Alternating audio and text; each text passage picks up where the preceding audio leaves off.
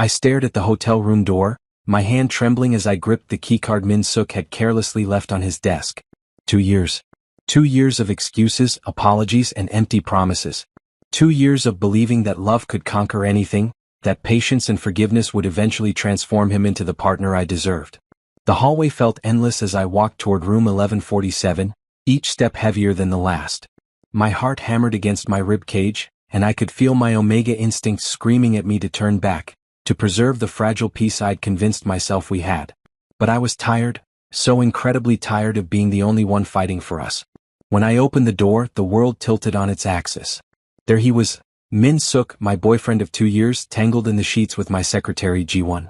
The woman I trusted to manage my schedule, to handle confidential business matters, to be professional. The betrayal cut deeper than any knife could. So June. Min-suk scrambled from the bed, his face pale with panic. This isn't I can explain. Don't. My voice came out steadier than I felt, cold and distant. Don't insult me further with your lies. Ji-won had the decency to look ashamed, clutching the sheets to her chest. But Min-suk? He reached for me with those hands that had held me through countless nights, hands that had wiped away my tears when the pressure from my family became too much. Baby, please, it was a mistake. You know how much I love you. I'll end things with her right now. I'll do anything. You've said that before. I stepped back, refusing to let him touch me. After the bartender. After your ex. After every single time you've broken my trust and then bought me expensive gifts thinking that would fix everything. My hands clenched into fists at my sides. I was an SS class Omega, stronger than most low-class alphas, wealthier than Min-suk could ever dream of being, and yet I'd let this man reduce me to someone who accepted crumbs of affection disguised as love. So June, don't do this. You need me. Need you? A bitter laugh escaped my lips. I've built an empire from nothing after walking away from the Kim Chaebol family. I've survived their expectations, their pressure, their attempts to mold me into something I wasn't. What exactly do I need you for, Min-suk? The mental exhaustion? The physical stress of wondering where you are and who you're with? He reached for me again, but I was already turning toward the door. We're done. Move your things out of my penthouse by tomorrow, or I'll have security do it for you. You'll regret this, he shouted as I walked away, his true colors finally showing. You think anyone else will want a broken Omega like you? You'll come crawling back. I didn't dignify that with a response. The door clicked shut behind me, and with it I closed the chapter on romantic love forever. 3 months had passed since that day, and I'd thrown myself into work with renewed vigor.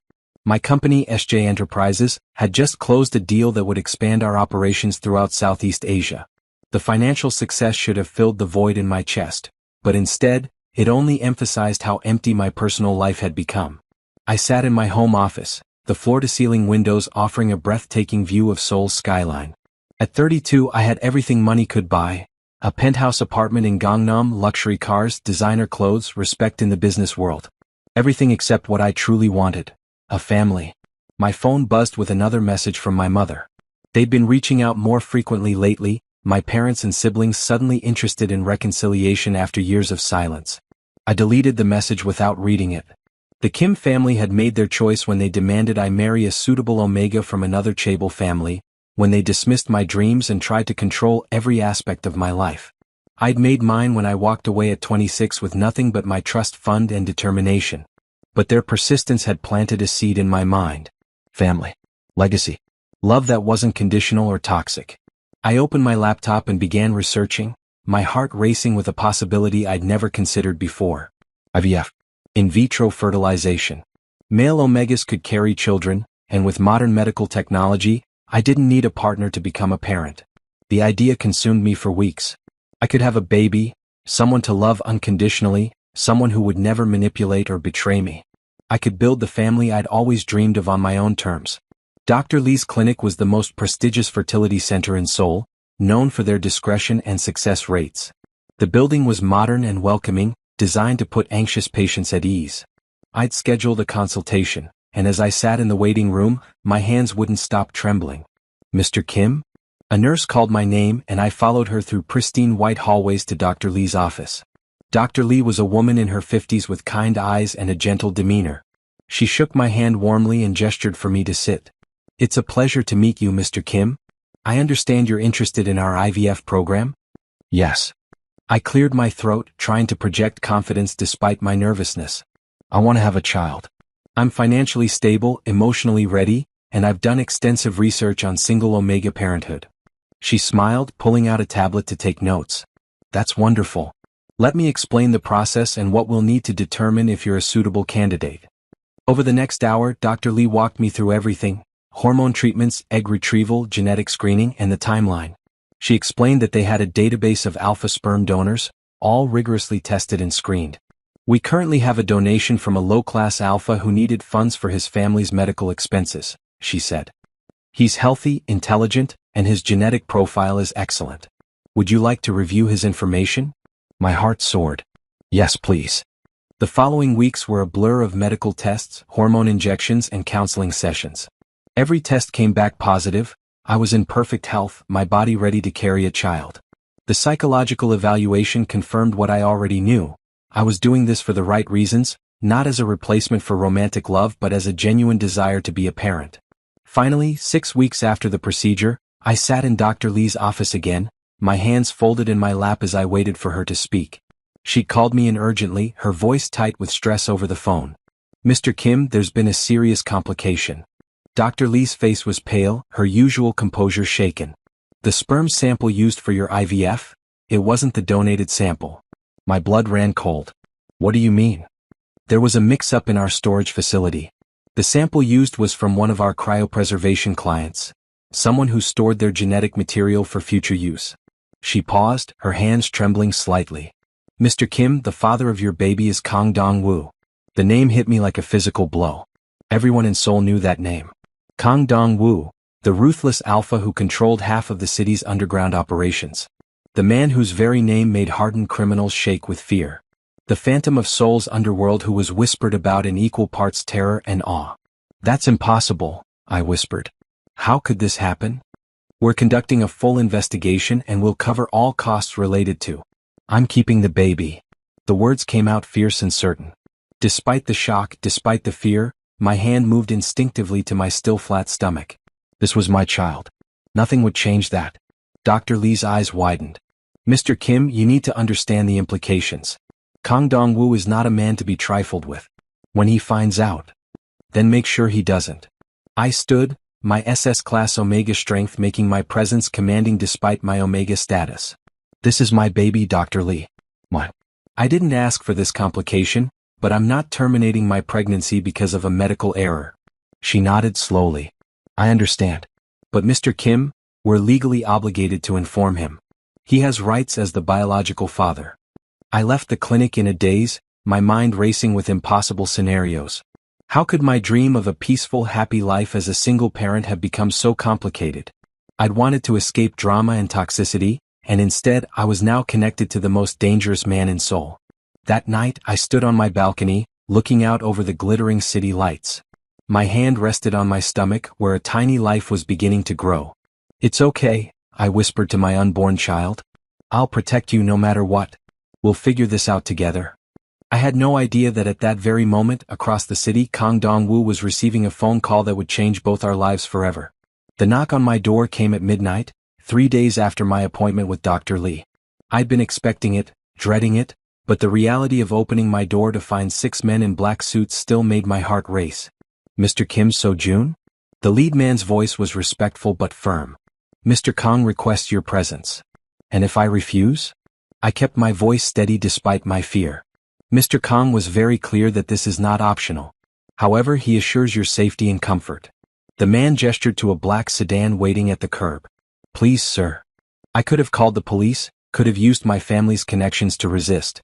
But what would be the point? If Kang Dong-woo wanted something, he got it. Better to face this on my own terms. The drive took us out of Gangnam, through increasingly unfamiliar neighborhoods, until we arrived at a sprawling estate hidden behind high walls and security gates.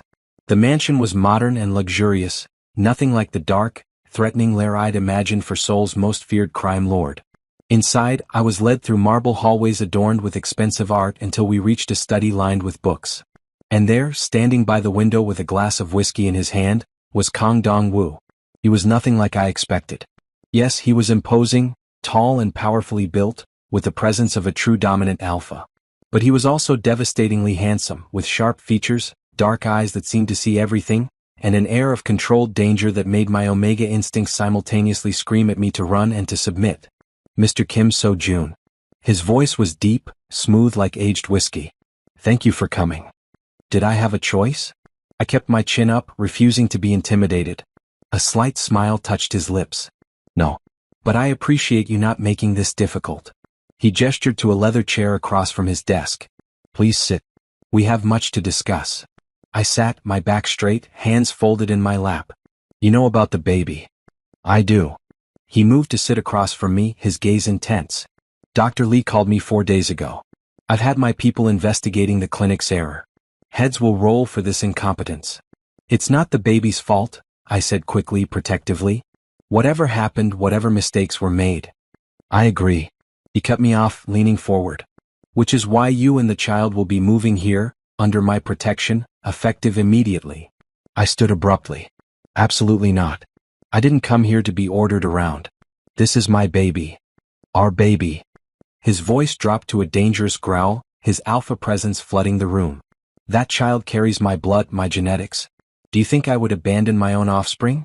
Allow them to grow up without my protection in a world full of enemies who would use them against me? I can protect myself and my child. I'm an SS class Omega, stronger than most alphas. I have resources, security. Against rival gangs? Against people who would kidnap or kill an innocent child to hurt me? He stood as well, and suddenly we were face to face, the tension crackling between us. You're carrying my heir, Mr. Kim? That makes you a target. Every enemy I've made in the past 15 years will see you as a weakness to exploit. The reality of his words sank in, and I felt my legs weaken. I'd been so focused on the baby, on my own plans, that I hadn't considered the larger implications. I never asked for this, I whispered. His expression softened slightly. Neither did I. I stored my genetic material as a precaution. If I died in the line of work, my bloodline wouldn't end. I never intended to have children naturally. But here we are. He reached out, his hand hovering near my arm but not quite touching. I won't force you to stay here tonight. But I'm assigning a security team to watch your building. Think about what I've said. For the baby's sake, if not your own. I left the mansion in a daze, my mind whirling with impossible choices. The security team was discreet but present, black SUVs parked near my building, men in suits stationed at strategic points. Knowing they were there should have felt threatening, but instead I felt protected. That night, I dreamed of dark eyes and dangerous promises, and I hated how safe I'd felt in Kang Dong-woo's presence. 2 weeks passed in an uneasy stalemate. I continued working from home, my company running smoothly despite my distraction. Dong-woo, he'd insisted I call him by his given name, called every evening to check on me and the baby. The conversations were initially stiff and formal, but gradually they became comfortable. Have you been eating properly? His deep voice filled my ear as I curled up on my sofa with a bowl of ramen. Yes, mother hen, I teased, surprising myself with the playfulness. I had a balanced breakfast and lunch. This is just a craving. At 11 p.m.? I could hear the smile in his voice. What kind of craving? Spicy ramen with extra cheese and those little fish cakes. My mouth watered just thinking about it. And maybe some banana milk. That's an interesting combination. There was a pause. I'm sending someone with proper food. Growing babies need nutrition, not just sodium and processed noodles. Dong-woo. No arguments. And so June? His voice softened. How are you really feeling? Any morning sickness? Fatigue. The concern in his tone made my chest tight. A little nauseous in the mornings. And I'm tired all the time, but Dr. Lee says that's normal for the first trimester. I want to be there for your next appointment. I clutched the phone tighter. What? This doesn't have to be. We don't have to be together for you to be involved with the baby. I know. His response was quiet. But I want to be there anyway. Please, So-jun. Something in his voice made me agree, and 3 days later, we sat together in Dr. Lee's office as she performed an ultrasound. The moment the baby's heartbeat filled the room, a rapid, strong flutter, everything changed. Dong-woo's hand found mine, squeezing gently. When I looked at him, his eyes were suspiciously bright. That's our baby, he whispered, his voice filled with awe. That's really our baby. Dr. Lee smiled at us. Everything looks perfect. The baby is developing right on schedule. Now, Mr. Kim, I need to warn you that omega pregnancies, especially for SS-class carriers, can come with intense hormonal fluctuations. You might experience mood swings, unusual cravings, and a heightened need for physical comfort from the child's alpha parent. What do you mean by physical comfort? I asked warily.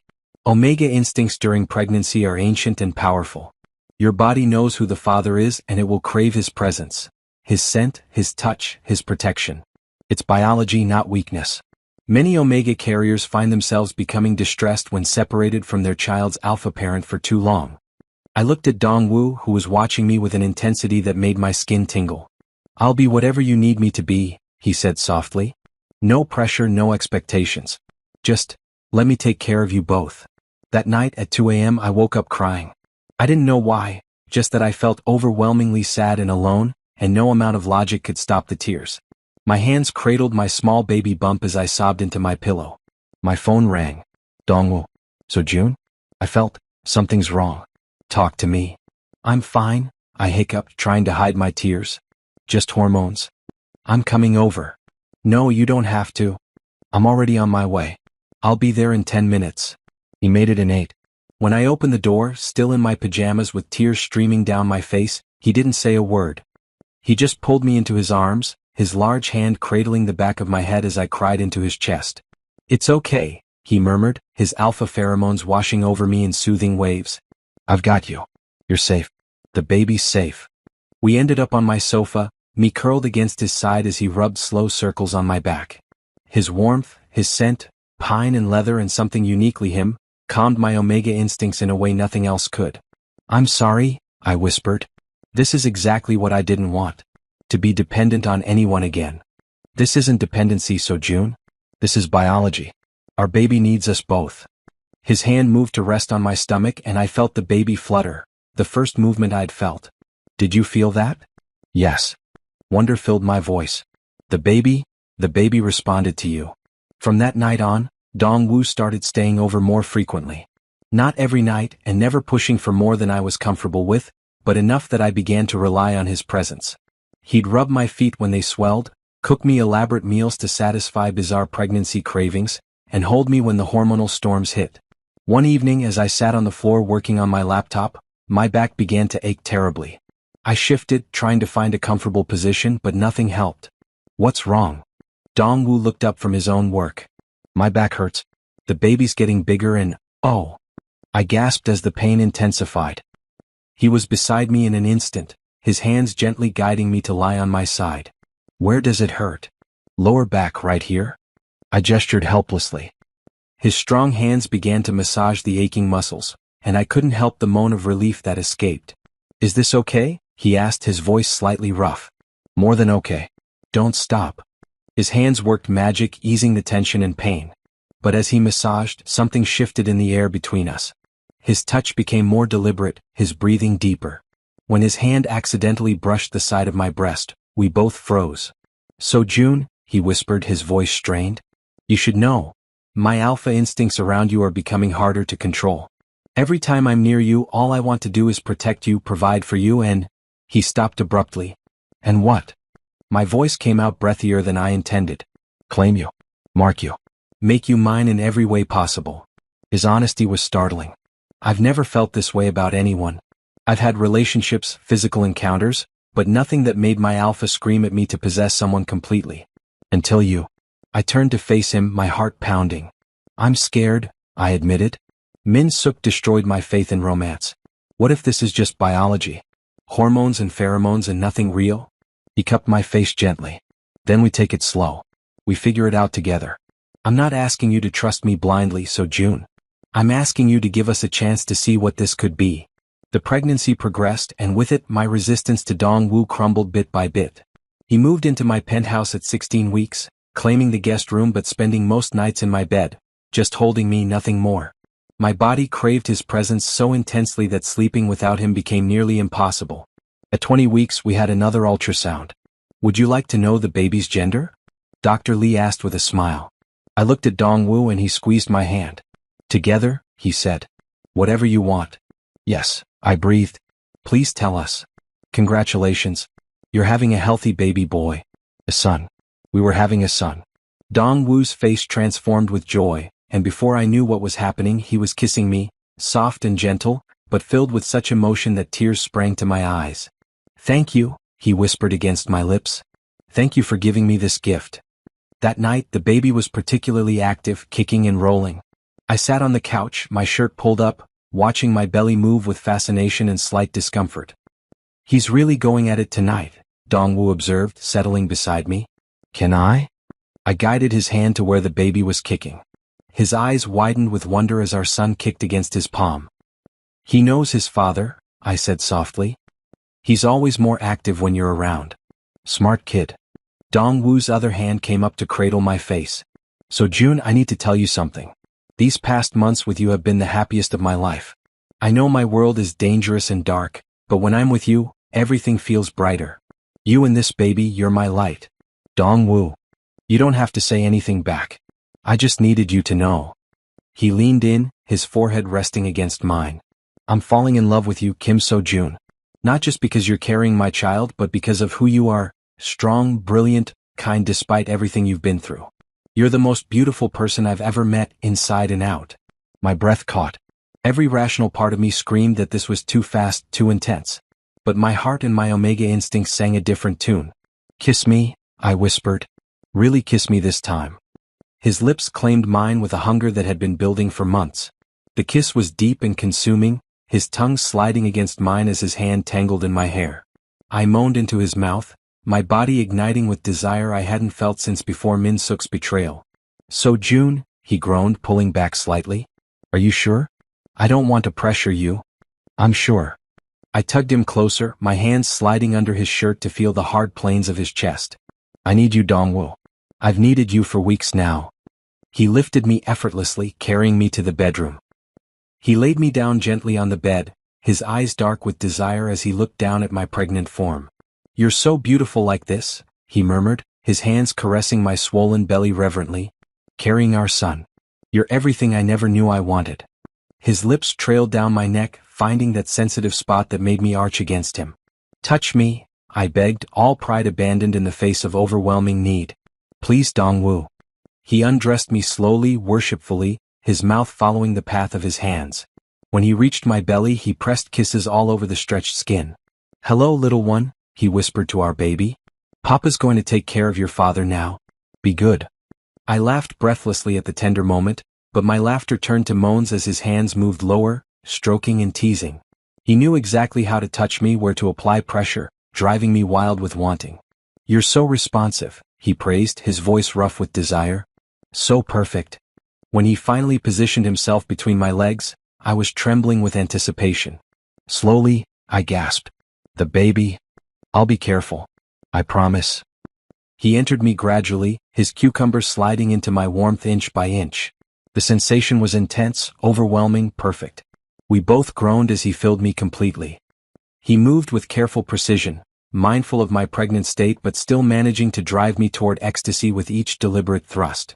His hands were everywhere, stroking my belly, playing with my sensitive chest, tangling in my hair. "So beautiful," he breathed, his hips rolling in a rhythm that had me seeing stars. "My omega. Mine." "Yours," I agreed mindlessly, lost in sensation. "Dongwoo, please." He knew what I needed, adjusting his angle until he was hitting that perfect spot inside me that made me cry out. The pleasure built and built, spiraling higher until I shattered, my body clenching around him as waves of bliss crashed over me.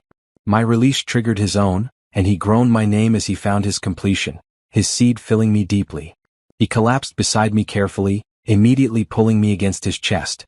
"I love you," I whispered into the darkness, the words feeling both terrifying and right. "I didn't plan to, but I love you, Kang Dong-woo."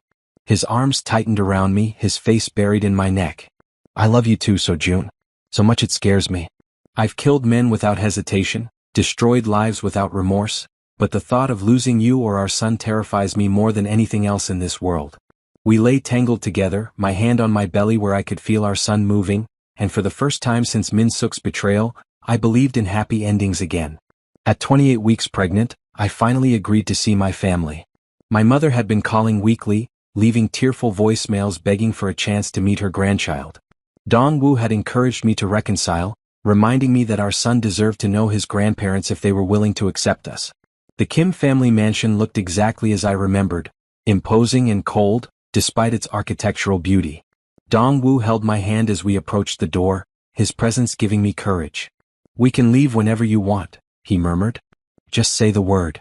The butler opened the door, his eyes widening when he saw me, specifically my very pregnant belly. "Young Master So-jun, please come in. The family is waiting in the main sitting room." My mother burst into tears the moment she saw me. "So-jun. Oh, my baby boy." She rushed forward, her hands hovering near my stomach as if afraid to touch. "You're really pregnant. My grandchild." "Hello, mother." I kept my voice neutral, years of hurt not so easily forgotten. My father stood more formally, but I could see emotion in his eyes. "Son, thank you for coming." His gaze moved to Dong-woo, and I watched recognition and fear flash across his face. "Mr. Kong. This is unexpected." Dong-woo's arm wrapped protectively around my waist. "Mr. Kim. Mrs. Kim. I'm here as So-jun's partner and the father of his child. I hope that won't be a problem." My younger sister, Ji-hai, gaped at us. "You're with Kong Dong-woo? The Kong Dong-woo? So-jun, are you insane?" "Ji-hai." My mother scolded. "That's enough." We sat in the formal sitting room, tension thick in the air. My mother couldn't stop staring at my belly, her hands clasped together as if physically restraining herself from touching. "We owe you an apology," my father began stiffly. "We were wrong to pressure you to try to control your life. We thought we knew what was best, but we only succeeded in driving you away. You wanted me to be someone I wasn't," I said quietly. "You tried to force me into a marriage for business purposes, to live a life that would have made me miserable. You didn't care about my happiness." "We cared," my mother protested, tears streaming down her face. We didn't show it the right way. We were so focused on tradition, on appearances, that we forgot what truly mattered, your happiness. And now you're starting a family and we've missed so much." She looked at Dong-woo uncertainly. "Mr. Kong, I don't know you, but I can see how you look at my son. Please, will you let us be part of this baby's life?" Dong-woo looked at me, leaving the decision in my hands. I thought about our son growing up without extended family, about the loneliness I'd felt these past years. "On my terms," I said firmly. "I'm not moving back home. I'm not joining the family business. I'm not going to pretend the past didn't happen. But our son deserves grandparents. If you can accept me as I am, accept my choices, then yes. You can be part of his life." My mother was hugging me before I could blink, sobbing into my shoulder. "Thank you. Thank you, So-jun. I promise we'll do better. We'll be better." The visit was exhausting but healing in ways I hadn't expected. As we drove back to the penthouse, Dong-woo's hand rested on my thigh, his thumb drawing soothing circles. "You did well," he said softly. "That took courage. They hurt me for so long," I admitted. "But you're right, our son deserves better than the cycle of pain and estrangement. Maybe we can break it." "We will." His certainty warmed me. "Our family will be built on love, not obligation." That night, as I lay in bed with Dong-woo's hand on my belly, feeling our son kick against his palm, I felt truly hopeful about the future for the first time in years. At 32 weeks, my pregnancy cravings reached absurd levels. I'd wake Dong-woo at 3 a.m. demanding the most random food combinations, and he'd indulge every single request without complaint. "So-jun, are you sure you want pickles with chocolate ice cream?" He stood in our kitchen, looking skeptically at the concoction he was preparing. "Yes. The baby wants it." I sat at the counter, my belly so large now that simple tasks had become challenging. "And some of those spicy rice cakes from that street vendor in Hongdae. The one that's 40 minutes away?" He raised an eyebrow but was already grabbing his keys. "Anything else while I'm risking my life in traffic?" "You're making fun of me." I pouted, hormones making me more emotional than usual. He was beside me in an instant, tilting my chin up to kiss me softly. "I'm not making fun. I think it's adorable. I'd drive to Busan and back if it made you and our son happy." His hand rubbed my belly lovingly. "Besides, he's going to be here soon. Let me spoil you both while I can." Tears sprang to my eyes. "I love you so much. How did I get so lucky? I'm the lucky one, my omega." He kissed away my tears. "Now, let me go get those rice cakes before you cry harder and I can't leave." While he was gone, I felt the baby shift, and suddenly there was intense pressure on my bladder. I waddled to the bathroom, catching sight of myself in the mirror. My belly was enormous, my body changed in ways I'd never imagined. I looked tired and swollen and nothing like the polished businessman I'd once been. And yet, I'd never felt more beautiful because Dongwoo looked at me like I was the most precious thing in the world. He returned an hour later with not just the rice cakes but an entire feast from various restaurants. I got extra, he said sheepishly. I wasn't sure what else you might want. We sat on the floor of our living room, easier than trying to get me comfortable on the sofa, and shared the food. Dongwoo hand-fed me bites of this and that, making sure I ate properly and not just the weird combinations. I need to tell you something, he said suddenly, his expression serious. About my business. I stiffened slightly. We'd avoided talking in detail about his criminal empire, maintaining a comfortable ignorance. Okay. I'm getting out. His words shocked me. Not immediately, it's not that simple. But I've been planning my exit for months now. Transitioning to legitimate businesses, setting up my lieutenants to take over the illegal operations. I want our son to grow up with a father who doesn't constantly risk his life, who doesn't have blood on his hands. Dongwoo. I've been a criminal for 15 years, so June. I've done terrible things, hurt people, destroyed lives. I can't undo any of that. But I can choose differently for the future. For you and our son. He took my hand, his expression vulnerable in a way I'd rarely seen. I want to be a father he can be proud of. I want to be a man you can be proud of. I cupped his face in my hands, tears streaming down my cheeks. I'm already proud of you. The man you've been to me these past months, caring, gentle, protective, loving, that's who you really are beneath everything else. Our son will know that man. He'll grow up surrounded by love. Promise me something, he whispered. If anything happens to me during the transition, if my enemies come for me, don't. I pressed my fingers to his lips. Don't talk like that. You're going to be fine. We're going to be fine. All three of us. He pulled me into his arms as carefully as my belly allowed, and we sat there on the floor, holding each other and dreaming of the future. Labor started at 2 a.m. on a Tuesday, 3 weeks before my due date. I woke to a sharp pain in my lower back and the wet sensation of my water breaking. Dongwoo. I shook him awake urgently. Dongwoo, it's time. He was alert instantly, moving with military precision. Okay. Deep breaths. I've got the hospital bag ready, the car is in the garage, your doctor is on call. Another contraction hit and I cried out, gripping his arm. Call Dr. Lee. Now. The drive to the hospital was the longest 20 minutes of my life. Dongwoo held my hand, murmuring words of encouragement while simultaneously coordinating with the hospital and his security team. By the time we arrived, a private suite was ready, and Dr. Lee was waiting. You're doing great, So June, she said after examining me. You're at 6 centimeters already. This baby is eager to meet his parents. The hours that followed were a blur of pain, exhaustion, and Dongwoo's constant presence. He never left my side, letting me squeeze his hand during contractions, wiping sweat from my forehead, telling me how strong I was, how much he loved me. I can't do this, I gasped during a particularly brutal contraction. It hurts too much. Yes, you can. Dongwoo's voice was firm but loving. You're the strongest person I know, So June. You survived your family's pressure, built an empire from nothing, and you're about to bring our son into this world. You can do anything. When it was finally time to push, I was exhausted beyond measure. But feeling Dongwoo's hand in mine, hearing his encouragement, I found strength I didn't know I possessed. One more push, Dr. Lee urged. Come on, So June. Your baby is almost here. With a final desperate push, our son entered the world, his cries filling the room with the most beautiful sound I'd ever heard. He's perfect, Dr. Lee announced, placing him on my chest. Congratulations, Papas. I looked down at the tiny red-faced baby in my arms, and my heart exploded with love. He was perfect, absolutely perfect. 10 tiny fingers, 10 tiny toes, a shock of dark hair and his father's nose. Hello, baby, I whispered through tears. I'm your papa. We've been waiting so long to meet you. Dongwoo was crying too, his large hand gently stroking our son's tiny head. He's incredible. So June, you're incredible. Thank you for this. Thank you for giving me a family. We decided to name him Kang Minho, Min for brightness and Ho for goodness. A name full of hope for a better, brighter future. The first weeks with Minho were exhausting and magical in equal measure. Dongwoo proved to be a natural father, changing diapers without complaint, walking the floors during late-night fussy periods, and looking at our son with such adoration it made my heart ache. My family visited frequently, my mother completely besotted with her grandson. Even my father, always so formal and distant, melted when holding Minho. Watching them shower our son with love helped heal wounds I'd thought would never close. 3 months after Minho's birth, Dongwoo officially announced his retirement from criminal activities. The transition had been dangerous, 2 attempts on his life, countless negotiations with rivals, but he'd survived.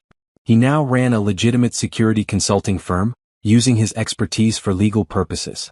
"No more looking over my shoulder," he said one evening as we sat together, Minho asleep between us. "No more wondering if today's the day someone finally succeeds in killing me. I'm done with that life." "I'm so proud of you," I murmured, leaning against his shoulder. "I know that wasn't easy. Nothing worthwhile ever is." He kissed the top of my head. "But this, you Minho, this family we've built, it's worth every sacrifice." Minho stirred, his tiny hand reaching out. Dongwoo immediately offered his finger and our son gripped it tightly. "He's so strong," Dongwoo marveled. "Just like his papa." "He has your stubbornness," I countered with a smile. "And your protective instincts. The other day at the park, he cried when another baby got too close to me." "That's my boy." Dongwoo grinned proudly. Already knows his papa is the most precious thing in the world. Later that night, after Minho was asleep in his nursery and we lay tangled in our bed, Dongwoo pulled a small box from his nightstand. "I've been waiting for the right moment," he said, his voice slightly nervous. "I know we did everything backward, baby first, living together, falling in love. But I want to do this part right." He opened the box to reveal a stunning ring, a simple platinum band with a single diamond. "Kim So-jun, you changed my life the moment I learned about our son. You've given me purpose, love, and a family I never thought I deserved. Will you marry me? Will you let me spend the rest of my life proving that I'm worthy of you?" More tears. I'd been crying so much since the pregnancy, my emotions always close to the surface. "Yes," I whispered. "Yes, Kang Dongwoo. I'll marry you." He slipped the ring on my finger, then kissed me with a passion that reminded me why we'd fallen so hard and fast. His hands roamed my body, relearning curves that had changed with pregnancy and were slowly returning to their original shape. "I love every version of you," he murmured against my skin.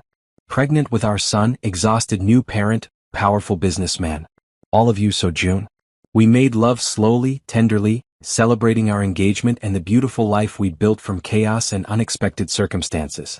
His cucumber filled me perfectly, each thrust deliberate and loving. We moved together in perfect synchronization, our bodies knowing each other intimately after months of passion. When we reached our peak together, crying out in shared ecstasy, I knew with absolute certainty that this was my happy ending. Not perfect, nothing ever was, but real, messy, beautiful, and ours. I stood in the garden of our new home, a sprawling estate outside Seoul where Minho would have room to play safely, watching my son take his first wobbly steps toward his father. At 13 months old, he was curious about everything, fearless, and absolutely adored by everyone who met him. "Come to Papa," Dongwoo encouraged, his arms spread wide. "You can do it, Minho." Our son took 3 shaky steps before tumbling into Dongwoo's waiting arms, giggling with delight. My heart swelled watching them together. Who would have thought that a medical error would lead to this, to everything I'd ever wanted? My mother approached, linking her arm through mine. "You look happy, So-jun, truly happy." "I am." I smiled at her. I never thought I'd say that after Min-suk, after everything with the family, but I am. "You deserve it." She squeezed my arm. "And Dongwoo is a good man. Rough around the edges perhaps, but the way he looks at you and Minho, that's real love." "It is." I watched as Dongwoo lifted our son above his head, making airplane noises while Minho squealed with joy. "He's everything I never knew I needed." That evening, after our families had left and Minho was asleep, Dongwoo and I sat on our bedroom balcony, looking out over the gardens. "Happy?" he asked, pulling me against his side. "Incredibly." I tilted my head up to kiss him. "Thank you for not giving up on me when I was scared. For being patient while I learned to trust again. Thank you for taking a chance on a dangerous criminal with a dark past." He grinned. "For seeing past the reputation to the man underneath." "I love the man underneath." I settled more comfortably against him. "And I love the life we've built. It's not what I planned, it's better." "Better than your original plan of single parenthood through IVF?" he teased. "So much better." I laughed. Though I still think fate has a twisted sense of humor. Of all the sperm in that clinic, mine got mixed up with Seoul's most feared crime lord. "Former crime lord," he corrected. "I'm a respectable businessman now." "You'll never be respectable." I poked his chest playfully. "But you're mine, and that's all that matters." He caught my hand, bringing it to his lips. Yours, he agreed. Forever and always, my beautiful Omega. You and Minho are my entire world. We sat there under the stars, planning our wedding that would take place in 2 months, talking about maybe giving Minho a sibling in a year or two, dreaming about the future. My phone buzzed with a message from my company's CFO about a major deal we'd just closed, and Dongwoo showed me photos his mother had sent of the sweater she was knitting for Minho. Life was beautifully ordinary and extraordinarily special all at once. I'd run from my family seeking peace, built an empire seeking purpose, tried for a baby seeking love. Instead, I'd found a family that accepted me, a partner who cherished me, and a son who completed me.